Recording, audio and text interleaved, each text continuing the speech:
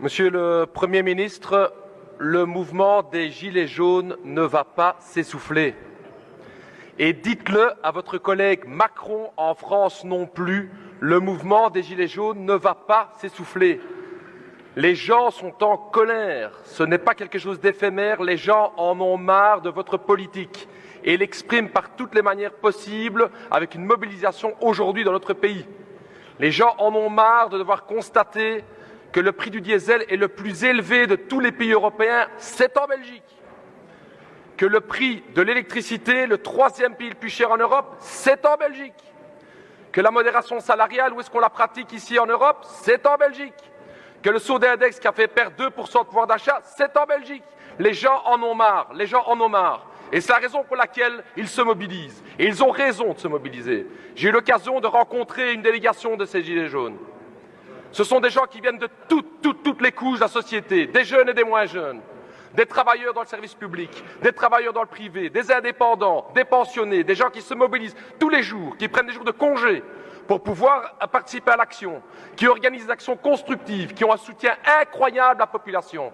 Et quelle a été la réponse aujourd'hui des politiciens de droite? Rien. Rien. Si, vous avez réagi en disant qu'il y avait un problème de perception. Vous êtes sérieux, monsieur le Premier ministre? Perception? Vous avez expliqué aux gens qu'avec vos 800 millions supplémentaires d'axes sur le diesel, c'est de la perception? Je ne sais pas si vous avez déjà vécu ça, peut-être avec 10 000 euros, le sort peut-être un petit peu moins, mais moi, avec 1 700 euros, je peux vous dire, monsieur le Premier ministre, que quand je vais aller faire le plein à la pompe, les 5 euros en plus que je mets, ça coûte cher. Ça coûte cher, chers collègues. Les 5 euros en plus qu'on met, chaque fois qu'on va faire un plein, c'est ça qui pousse beaucoup de gens dans la misère. Alors ma question est très claire, monsieur le Premier ministre. Allez-vous enfin écouter les revendications du mouvement social en général et des Gilets jaunes en particulier? Allez-vous accepter de revoir la TVA sur l'électricité qui est de 21%, c'est-à-dire autant que sur le caviar et le champagne, de le réduire à 6%? Allez-vous accepter de revenir sur ce mécanisme du cliquet qui transforme une fiscalité tout à fait progressive en une fiscalité injuste?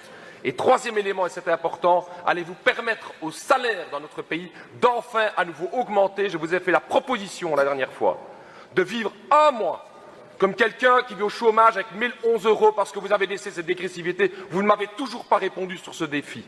Je vous repose la question ici aujourd'hui. Allez-vous continuer avec ces mesures qui vont pousser des milliers de personnes dans la misère ou allez-vous continuer dans cette politique antisociale? Je suis très curieux de pouvoir entendre votre réponse, monsieur le Premier ministre. Vous pouvez continuer, c'est la marque de fabrique des extrémistes, des populistes, des antidémocratiques, monsieur Edebeau, à énoncer des contre-vérités jeudi après jeudi. Ce n'est pas la répétition de vos mensonges qui les transforme en vérité. Mais aussi, afin de dire la vérité, on ne peut pas plaider tout et son contraire. On ne peut pas dire qu'il faut des moyens pour engager les investissements pour le changement climatique et dans le même temps faire croire que l'argent est gratuit et tombe du ciel. Quand on dit qu'il faut plus d'accompagnement social pour des transformations énergétiques, il y a quelqu'un qui paye, il y a une addition qui pèse, ou bien sur des entreprises et donc sur des investissements et des emplois potentiels, ou bien sur des travailleurs. Il faut aussi avoir le courage de la vérité. C'est ce courage de la vérité que nous avons avec ce gouvernement. Monsieur le Premier ministre, vous n'avez pas honte? Franchement, osez nous accuser, nous, d'être des menteurs. Nous qui dénonçons le fait que ce diesel a augmenté de 20%, est-ce que vous niez le fait que le diesel a augmenté de 20%? Est-ce que vous niez le fait que l'essence a augmenté de 10%? C'est quoi les chiffres? C'est ça que les gens vivent tous les jours. Comment osez-vous nous traiter de menteurs? Vous dites que quelqu'un doit payer. Bien sûr, quelqu'un doit payer. Demandez à toutes ces sociétés qui produisent du pétrole, qui font des milliards de bénéfices, demandez-elles de payer.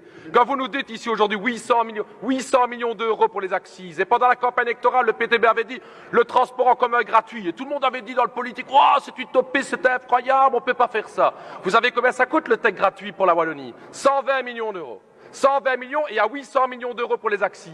Donc on aurait pu investir 1/6 de cette somme pour avoir le transport en commun gratuit. Il n'y a pas 1 euro de ces 800 millions d'euros qui va vers des politiques énergétiques et qui va vers des politiques écologiques. C'est ça l'hypocrisie que vous êtes en train de faire ici maintenant. C'est vraiment incroyable. Vous niez les faits, monsieur le Premier ministre. Vous niez, vous feriez mieux pas de les nier et d'écouter ce que les gens sont en train de dire ici aujourd'hui. Et dernier élément, c'est important. C'est au niveau de la démocratie. De plus en plus de Gilets jaunes, effectivement, se plaignent de la répression, d'une répression de plus en plus poussée. Alors n'essayez pas de casser le mouvement par la répression, vous n'y arriverez pas. La colère est très profonde. En ook in Vlaanderen gaat je het zien aankomen. Het volk gaat meer en meer echt wel woede komen om tegen tegen uw politiek te zeggen, gaat het geld halen bij de rijken, allez chercher argent chez les riches et plus chez les travailleurs.